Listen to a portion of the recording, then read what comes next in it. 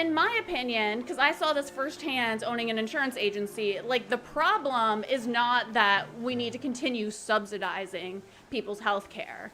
The real problem is that our Department of Insurance from state to state is allowing these big insurance companies to put out these plans that simply are not affordable for anybody. And I'll give you guys an example. So I have a client, it's a family of 6, husband, wife, 4 kids. Husband and wife, I want to say, are like 46, 47. They wanted a PPO, they wanted Blue Cross, they're in the state of Florida. And when we went to look at plans for them, first of all, they did qualify for some subsidies. They make over 6 figures together, but with a family of 6, they qualified actually for an $1,800 subsidy, which would seem like a lot of money, right? $1,800 subsidized for health insurance, you should be able to get a decent plan, right? When we looked at Blue Cross PPOs in Florida for them, the plan that we were looking at was almost $9,000 a month. $9,000 per month. That's just the premium. They still had a deductible, they still had a max out of pocket for the family, they still had copays. So even with their subsidy, they would still have had to pay $7,000 a month for health insurance on the Obamacare marketplace. That's the ACA, the Affordable Care Act, rather. Don't you guys think that that's a problem? They were still getting subsidized, but why would an insurance commissioner approve that price for an insurance plan? That's kind of egregious just for the premium, don't you guys think?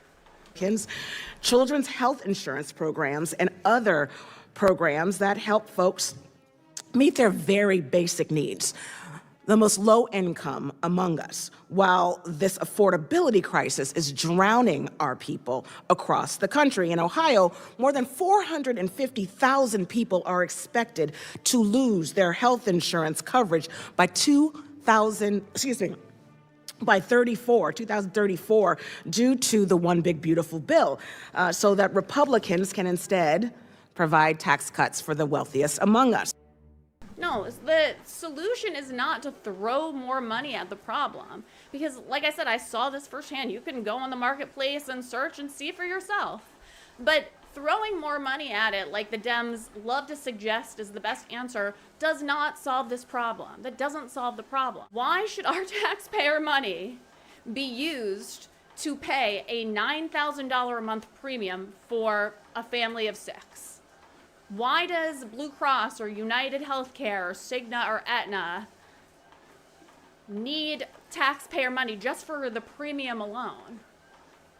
I think we need to go back to our Department of Insurance in each state, and they really need to examine these plans that they're approving, because that money that taxpayers are subsidizing is purely going to premiums.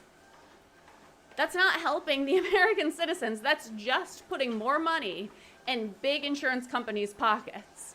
And we know that they're not paying all their claims. We know that we have a problem here in America where you can pay a lot of money for your health insurance, but that doesn't mean your claim is getting paid.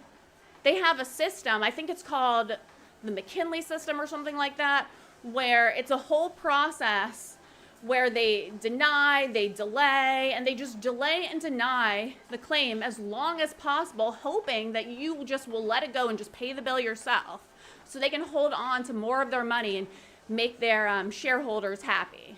That's our American healthcare system. That's what we allow to happen. That is the problem.